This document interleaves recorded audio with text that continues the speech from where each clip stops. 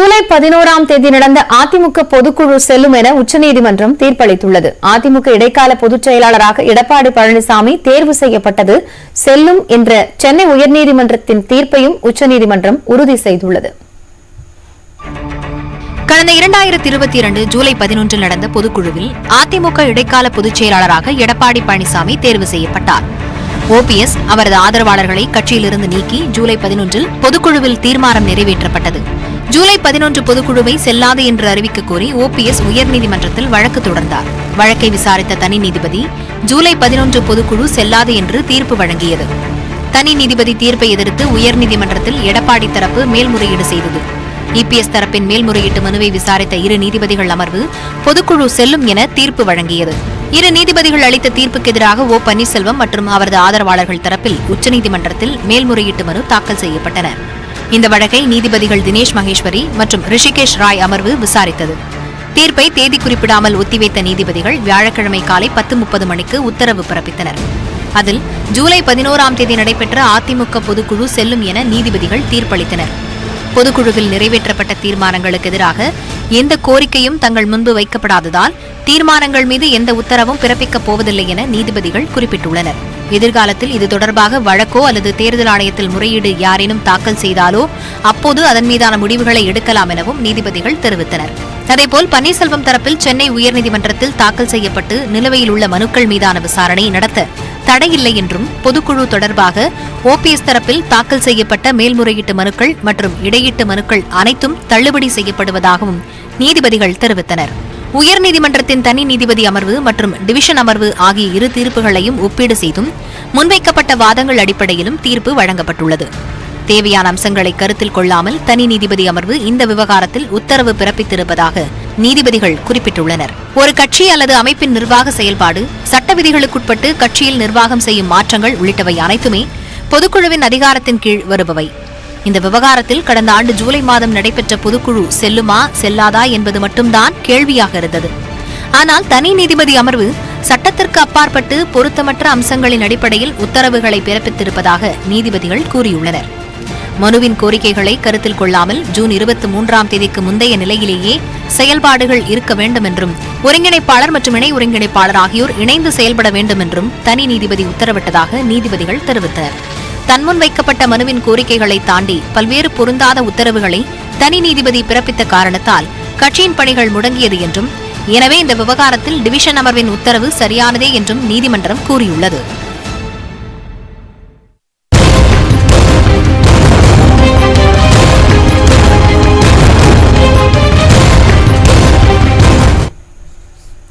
அதிமுகவிலிருந்து பிரிந்து சென்ற ஒரு சிலரை தவிர கட்சிக்காக பாடுபட்ட அனைவரையும் வரவேற்பதாக எடப்பாடி பழனிசாமி தெரிவித்துள்ளார்.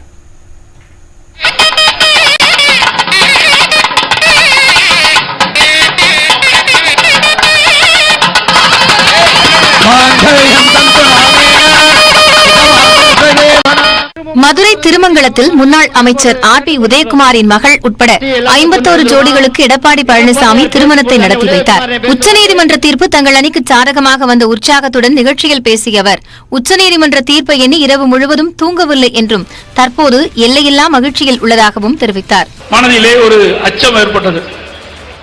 எப்படி தீர்ப்பு இருக்கும், என்ன இருக்கும் என்று எண்ணி எண்ணி இரவே எனக்கு தூக்கமே வரவில்லை. திமுகவில் B டீமாக இருந்தவர்களின் முகத்திரை உச்சநீதிமன்றத்தின் தீர்ப்பின் மூலம் கிழிக்கப்பட்டுள்ளதாகவும் எடப்பாடி பழனிசாமி தெரிவித்தார். புரட்சி தலைவி அம்மா அவர்கள் சட்டமன்றத்திலே அழகாக பேசினார்கள். எனக்கு பின்னாலும் 100 ஆண்டு காலம் அனைத்து இந்திய அண்ணா திராவிட முன்னேற்ற கழகம் தொடரும் என்று. அது இன்றைக்கு சாத்தியமாயிற்று.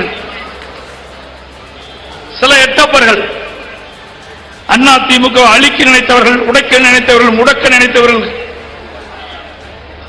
திராவிட முன்னேற்ற கழகத்துக்கு பீட்டியமாக இருந்து செயல்பட்டவர்கள் முகத்திரை இன்றைக்கு கிழிக்கப்பட்டிருக்கின்றன. அதிமுக பல அணிகளாக பிரியும் என்றும் அதிமுகவிற்கு எதிர்காலம் இல்லை என்றும் கூறியவர்களின் கருத்திற்கு உச்சநீதிமன்றம் முடிவு கட்டியுள்ளதாகவும் அவர் குறிப்பிட்டார்.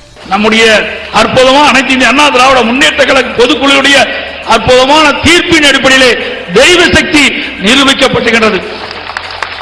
1.5 கோடி அனைத்து இந்திய அண்ணா திராவிட முன்னேற்ற கழகத்தினுடைய உயிருக்கு இன்றைக்கு உயிரூட்டப்பட்டிருக்கின்றது. அனைத்து அண்ணா திராவிட முன்னேற்ற கழக தொண்டனுக்கு உயிரூட்டப்பட்டிருக்கின்றது. பின்னர் செய்தியாளர்களிடையே பேசிய எடப்பாடி பழனிசாமி, தனி கட்சி ஆரம்பித்த டிடிவி தினகரன் அதிமுக குறித்து கருத்து கூற அதிகாரம் இல்லை என்று தெரிவித்தார். உயர்நீதிமன்றம் தீர்ப்பு கொடுக்கப்பட்டுவிட்டது. அதை எதிர்த்துதான் உச்சநீதிமன்றத்தில் மேல்முறை செஞ்சாங்க. உச்சநீதிமன்றமும் தெளிவான தீர்ப்பு கொடுக்கப்படுவது. ஒரு சிலரை தவிர கட்சி நலனுக்காக பாடுபட்ட அனைவரையும் மீண்டும் இணைய அழைப்பதாகவும் எடப்பாடி பழனிசாமி கூறினார். கட்சிக்கு அண்ணா திராவிட முன்னேற்ற கழகமாக உழைத்தவர்கள், பாடுபட்டவர்கள் தாராளமாக வரலாம். ஒரு சிலரை தவிர இடைக்கால பொதுச் செயலாளர் பதவியில் இருந்து பொதுச் செயலாளராவது குறித்து மூத்த நிர்வாகிகளுடன் கலந்து ஆலோசிக்கப்படும் என்றும் அவர் குறிப்பிட்டார். ஒன்றைக்கோடி அனைத்து அண்ணா திராவிட முன்னேற்ற கழகத்திலும் பொதுச் செயலாளர்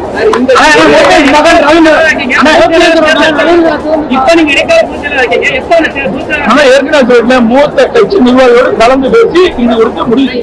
உச்சநீதிமன்ற தீர்ப்பின் மூலம் ஓ பன்னீர்செல்வத்தின் அரசியல் முடிந்துவிட்டதாகவும் அவர் தெரிவித்தார்.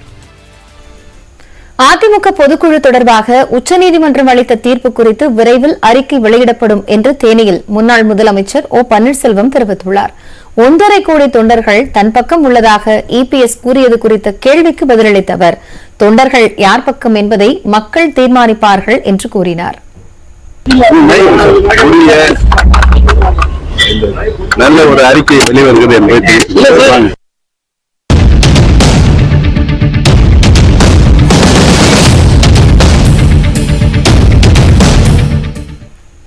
அதிமுக பொதுக்குழு செல்லும் என உச்சநீதிமன்றம் தீர்ப்பு வழங்கியதை அடுத்து தமிழ்நாடு முழுவதும் இபிஎஸ் ஆதரவாளர்கள் பட்டாசு வெடித்து இனிப்புகள் வழங்கி கொண்டாட்டத்தில் ஈடுபட்டனர்.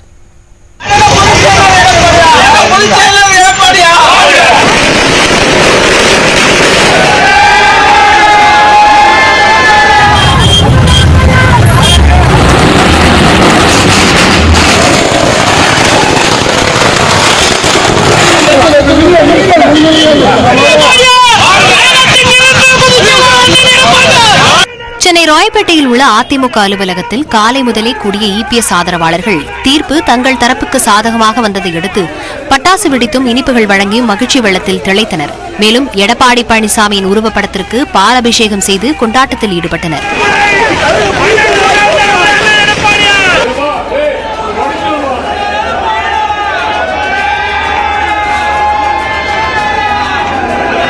சேலம் அண்ணா பூங்கா வளாகத்தில் உள்ள எம்ஜிஆர் மற்றும் ஜெயலலிதா சிலைகளுக்கு மாலை அணிவித்த அதிமுகவினர் பட்டாசு வெடித்து பொதுமக்களுக்கு இனிப்புகள் வழங்கி கொண்டாடினர்.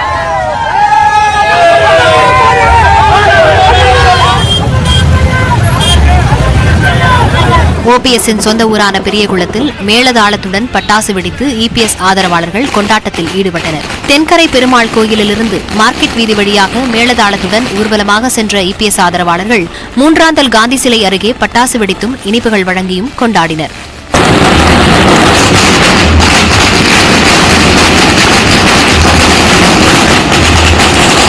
வேலூரில் வியாபாரிகளுக்கும் பேருந்து பயணிகளுக்கும் இனிப்புகள் வழங்கி இபிஎஸ் ஆதரவாளர்கள் கொண்டாட்டத்தில் ஈடுபட்டனர்.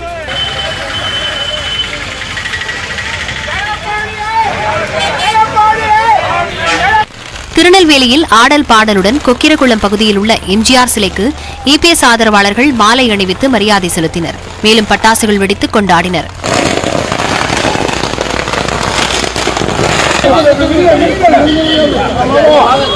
திருவண்ணாமலையில் காந்தி சிலையிலிருந்து ஊர்வலமாக வந்த அதிமுகவினர் அண்ணாமலையார் கோயில் முன்பு பட்டாசு வெடித்தும் இனிப்புகள் வழங்கியும் கொண்டாடினர்.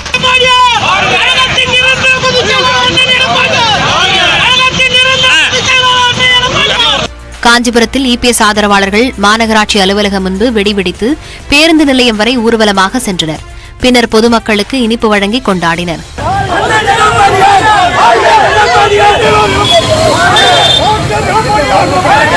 புதுச்சேரி உப்பளத்தில் உள்ள அதிமுக தலைமை அலுவலகத்திலும் தொண்டர்கள் உற்சாக கொண்டாட்டத்தில் ஈடுபட்டனர். முன்னாள் முதலமைச்சர் எம்ஜிஆர் சிலைக்கு பாலபிஷேகம் செய்தும் பொதுமக்களுக்கு இனிப்புகளை வழங்கியும் கொண்டாடினர். அதிமுக பொதுக்குழு செல்லும் என்று இபிஎஸ்க்கு சாதகமான தீர்ப்பை உச்சநீதிமன்றம் அளித்துள்ள நிலையில் அரசியல் கட்சி தலைவர்கள் தங்கள் வாழ்த்துக்களையும் விமர்சனங்களையும் தெரிவித்துள்ளனர். உச்சநீதிமன்ற தீர்ப்பு எடப்பாடி பழனிசாமிக்கு தற்காலிக வெற்றிதான் என்று அமமுக பொதுச் செயலாளர் டிடிவி தினகரன் தெரிவித்துள்ளார். திருச்சியில் செய்தியாளர்களிடம் பேசிய அவர், இந்த தீர்ப்பினால் கூடுதலாக ஈரோடு கிழக்கு தொகுதியில் 5000 வாக்குகள் கிடைக்குமே தவிர வேறு ஒன்றும் நடக்கப் போவதில்லை என்றும் கூறினார். பொதுக்குழுவை வசப்படுத்தி செய்திருக்கிறார்கள்.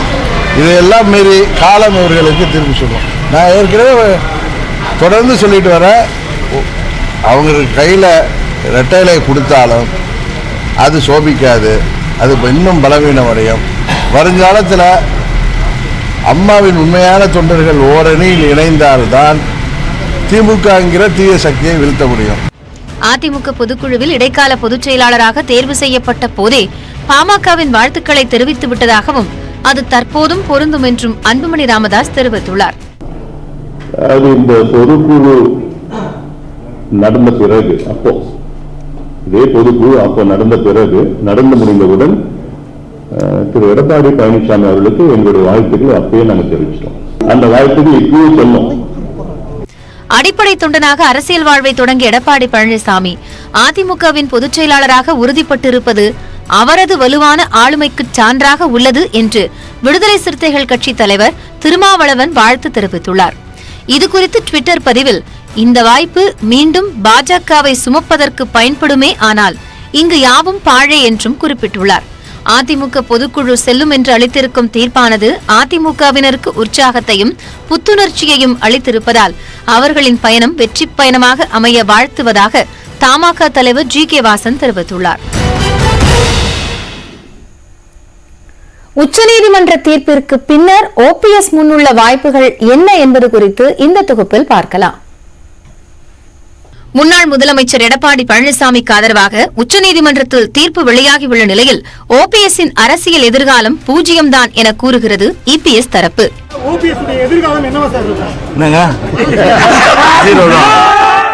ஆனால் உச்சநீதிமன்றத்தின் தீர்ப்பால் எந்த பின்னடைவும் இல்லை என்கிறது ஓபிஎஸ் அணி. இந்த தீர்ப்பு ஒன்றும் எங்களுக்கு பெரிய பாதிப்பை ஏற்படுத்தல. ஹைகோர்ட் சொன்னதை சுப்ரீம் கோர்ட் சொல்லியிருக்கு, வேற ஒன்றும் இல்லை. ரெட்டை லட்சம் இந்த தேர்தலோடு அவங்களுக்கு அடுத்த தேர்தலுக்கெல்லாம் பயன்படுத்த முடியாது. சிவில் கோர்ட்டில் போய் நாங்கள் இப்போ நீங்கள் பார்த்துக்கணும்னு சொல்லி சிவில் கோர்ட்டில் நாங்கள் எங்கள் கருத்துக்கள் சிவில் கோர்ட்டுக்கு பொருந்தாதுன்னு சொல்லிட்டாங்க. அதனால எங்களுக்கு பாதிப்பே கிடையாது. இப்போ இருக்கிறது அப்படியே நீங்கள் தொடர இந்த ரெட்டை லட்சம்னா இந்த தேர்தலோட சரி, அதுக்கு பிறகு யாருக்குங்கிறத கோர்ட்டு தான் முடிவு பண்ணும். எங்களை இல்லாம எந்த கொம்புனும் அண்ணாதிமுக வெடி நடத்த முடியாது. அது எடப்பாடிங்கிற கொம்புனாலையும் முடியாது. மீண்டும் சட்ட போராட்டம் நடத்தப்படும் என கூறுகிறார் ஓபிஎஸ்ஸின் வழக்கறிஞர். இது இந்த 11/2022 பொதுக்குழு கூட்டப்பட்டது செல்லும் உச்சநீதிமன்றம் கூறிவிட்டது. அதன் அடிப்படையிலேயே அனைத்து தீர்மானங்களும் உச்சநீதிமன்றத்தால் ஏற்றுக்கொள்ளப்பட்டதாக ஒப்புக்கொள்ள இயலாது என தீர்ப்பில் மிக தெளிவாக அவர் கூறியுள்ளது. இந்த தீர்மானங்கள் குறித்து நாங்கள் எந்த விதமான தீர்ப்படியும் நாங்கள் வழங்கவில்லை. இது குறித்து சிவில் நீதிமன்றத்தால் முடிவெடுக்க வேண்டும் என்று தெளிவாக குறிப்பிட்டுள்ளார்கள்.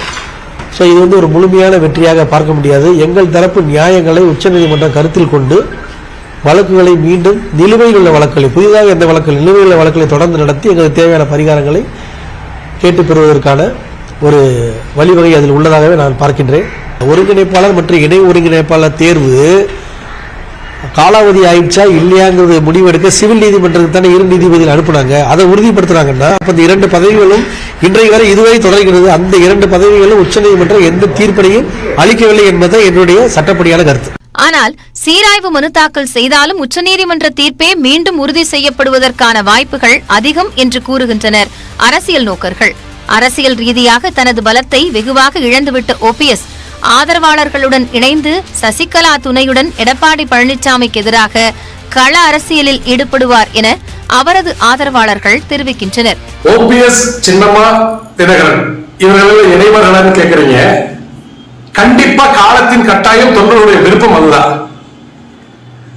ஏன்னா ஜனநாயக முறைப்படி நம்ம கட்சியை மீட்டெடுக்கணும். இவங்க 3 பேரும் இணைஞ்சுதான் ஆகணும், சின்னம்மா தலைமையேற்று ஆகணும். அதுதான் தொண்டர்களுடைய விருப்பம்.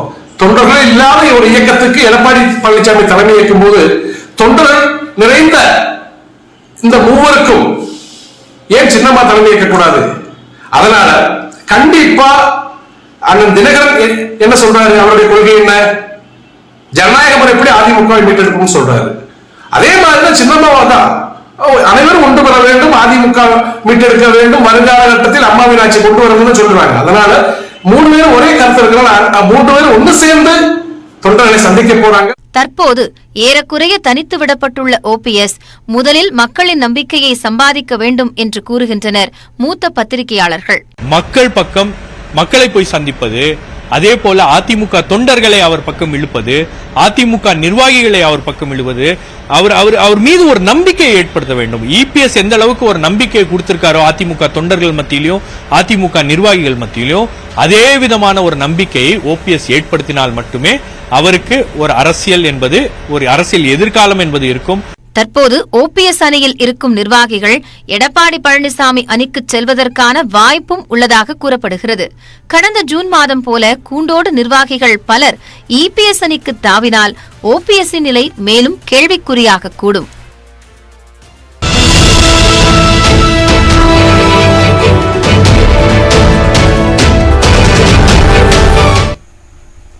சேலம் மாவட்டத்தில் கிளைக்கழக செயலாளராக தனது பயணத்தை தொடங்கிய எடப்பாடி பழனிசாமி தமிழ்நாட்டின் மிக முக்கிய கட்சியான அதிமுகவை வழிநடத்தும் பொறுப்பிற்கு வந்திருக்கிறார். பகுதி 1 தீர்மானத்தை ஆதரிப்போர் எழுந்து நிற்கும்படி கேட்டுக் கொள்கிறேன். தீர்மானம் பேரவையின் முடிவுக்கு விடப்பெற்று வாக்குகள் பின்வருமாறு எண்ணி கணிக்கப்பட்டன. தீர்மானத்தை ஆதரித்தோர் 122. ஜெயலலிதா மறைவிற்கு பிறகு 2017ஆம் ஆண்டில் தமிழ்நாட்டின் முதலமைச்சரானார் எடப்பாடி பழனிசாமி. ஆட்சி பொறுப்பேற்றதில் இருந்து பல்வேறு சிக்கல்களை தொடர்ந்து எதிர்கொண்டார். ஓ பன்னீர்செல்வம் தலைமையிலான 11 சட்டமன்ற உறுப்பினர்கள் ஆட்சிக்கு எதிராக வாக்களித்தனர். டிடிவி தினகரன் பின் 18 எம்எல்ஏக்கள் சென்றனர். அவர்களை தகுதி நீக்கம் செய்து அந்த சிக்கலையும் களைத்தெறிந்தார். எடப்பாடி பழனிசாமியின் ஆட்சிக்கு ஆபத்து என பலரும் தொடர்ந்து கூறி வந்தனர்.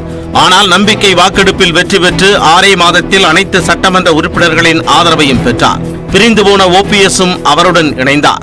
2019ஆம் ஆண்டு மக்களவைத் தேர்தல், 2021ஆம் ஆண்டு சட்டப்பேரவைத் தேர்தல் ஆகியவற்றில் கூட்டணிக்கு அதிமுக தான் தலைமை என்ற நிலையை உறுதி செய்தார். அவருடைய அந்த அரசியல் வளர்ச்சி என்று பார்க்கும் பொழுது இது அந்த அரசியல் வளர்ச்சியினுடைய வரலாறுல இது ஒரு மிக முக்கியமான நிகழ்வு தான். நிச்சயம் சந்தேகமே இல்லாம அது நம்ம அவர் அந்த ஏன்னா இதுல பல போராட்டங்கள் இருந்தது. கிட்டத்தட்ட நீங்க சொன்ன மாதிரி 2017 அந்த 18 பேர் எம்எல்ஏக்கள் பதவி நீக்கம், அதை அவர் கையாண்ட விதம். அதற்கு பிறகு 2019 அந்த இடைத்தேர்தலில் 9 இடங்களில் வெற்றி பெற்று அவர் ஆட்சியை தக்க வைத்துக் கொண்டது. அதுக்கப்புறம் 2021 சட்டமன்ற தேர்தல், அதில் அவங்க அந்த கூட்டணி 75 இடங்களை பெற்றாங்க. ஆனாலும் இப்பொழுது அது இரட்டை தலைமை இருந்தது, இப்போ ஒற்றை தலைமையாக மாறி இருக்கிறது. ஸோ இதில் அவருடைய இந்த 6 வருட காலத்தில் அவருடைய இந்த 6 வருட காலம் அவருடைய அரசியல் இதில் பார்த்தோம்னா வரலாறுல இந்த 6 வருட காலம் மிக முக்கியமான காலமாக அமைந்து விட்டது. 2021ஆம் ஆண்டு தமிழ்நாடு சட்டப்பேரவை தேர்தலில் அதிமுகவின் முதலமைச்சர் வேட்பாளர் எடப்பாடி பழனிசாமி என தனக்கு போட்டியாக உருவெடுத்த ஓ பன்னீர்செல்வத்தையே அறிவிக்க வைத்தார். 2020-21 நடைபெறவுள்ள சட்டமன்ற தேர்தலில் அனைத்து இந்திய அண்ணா திராவிட முன்னேற்ற கழகத்தின் சார்பில் முதலமைச்சர் வேட்பாளராக கழக இணை ஒருங்கிணைப்பாளர், முதலமைச்சர் கட்சி வேட்பாளராக கழக இணை ஒருங்கிணைப்பாளர் மாண்புமிகு முதலமைச்சர் திரு அன்பிற்குரிய அருமையான எடப்பாடி கே பழனிசாமி அவர்களை முன்னிறுத்துவது என்று ஒருமனதாக தீர்மானம் நிறைவுள்ளதை நான் மகிழ்ச்சியோடு அறிவிக்கிறேன். தேர்தலில் தோல்வியை தழுவினாலும் தனது சாமர்த்தியத்தால் எதிர்க்கட்சி தலைவர் என்கின்ற பொறுப்பையும் கைப்பற்றினார். தேர்தல் தோல்விக்கு கட்சியில் ஒற்றை தலைமை இல்லாததே காரணம் என்கின்ற கருத்து எழுந்தபோது பெரும்பாலான பொதுக்குழு உறுப்பினர்களின் ஆதரவை பெற்றார். 8 மாத சட்ட போராட்டத்தில் வெற்றி கண்டு தனது ஆளுமையை நிரூபித்துள்ளார். இதன் மூலம் அடுத்த தலைமுறைக்கான அதிமுகவிற்கான தனிப்பெரும் தலைவராக எடப்பாடி பழனிசாமி உருவெடுத்துள்ளார் என்று கூறினால் அது மிகையல்ல. எம்ஜிஆர் மற்றும் ஜெயலலிதா ஆகியோர் போல வசீகரமான தலைவர் எடப்பாடி பழனிசாமி இல்லை என்றாலும் நிர்வாகிகள் மற்றும் தொண்டர்கள் அணுகக்கூடிய தலைவராக எடப்பாடி பழனிசாமி உள்ளார். நியூஸ் 18 தமிழ்நாடு தொலைக்காட்சி செய்திகளுக்காக செய்தியாளர் அபினேஷ். அதிமுக பொதுக்குழு செல்லும் என உச்சநீதிமன்றம் தீர்ப்பளித்துள்ள நிலையில் அந்த பொதுக்குழுவில் என்ன நடந்தது என்பதை இந்த தொகுப்பில் பார்க்கலாம்.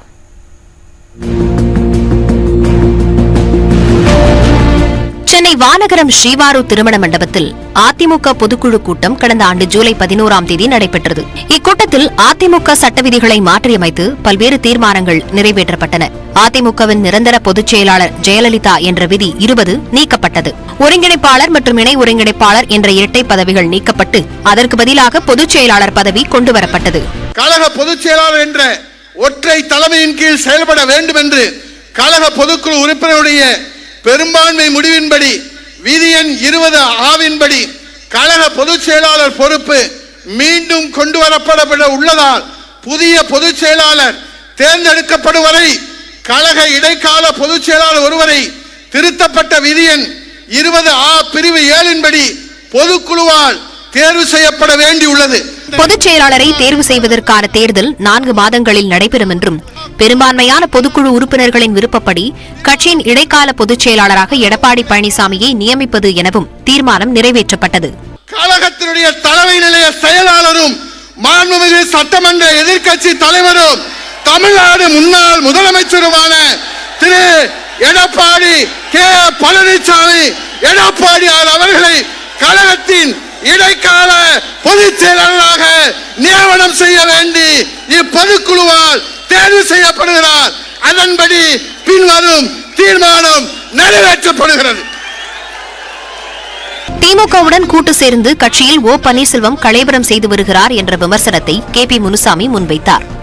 அப்போது கட்சியிலிருந்து ஓ பன்னீர்செல்வத்தை உடனடியாக நீக்க வேண்டுமென முன்னாள் அமைச்சர் CV சண்முகம் ஆவேசமாக கூறினார். இதனைத் தொடர்ந்து சிறப்பு தீர்மானத்தை கொண்டு வந்த நத்தம் விஸ்வநாதன் கட்சி செயல்பாடுகளுக்கு விரோதமாக நடந்ததாக கூறி கட்சியின் அடிப்படை உறுப்பினர் உள்ளிட்ட அனைத்து பொறுப்புகளில் இருந்தும் ஓ பன்னீர்செல்வத்தை நீக்குவதாக அறிவித்தார். மேலும் வைத்திலிங்கம், மனோஜ் பாண்டியன், JCD பிரபாகர் ஆகியோரும் நீக்கப்படுவதாக அறிவிக்கப்பட்டது. கழகத்தின் நன்மை கருதி கழக சட்டத்திட்ட விதி 35 திரு ஓ பன்னீர்செல்வம் அவர்களை உடனடியாக பொருளாளர் பொறுப்பு, கழக அடிப்படை உறுப்பினர் பொறுப்பு, அனைத்து பொறுப்புகளில் இருந்தும் நீக்க வேண்டும் என்று இந்த பொதுக்குழுவில் தீர்மானிக்கப்படுகிறது. பொருளாளர் பதவியிலிருந்து OPS நீக்கப்பட்டதை தொடர்ந்து புதிய பொருளாளராக திண்டுக்கல் ஸ்ரீனிவாசன் நியமனம் செய்யப்படுவதாக எடப்பாடி பழனிசாமி அறிவித்தார்.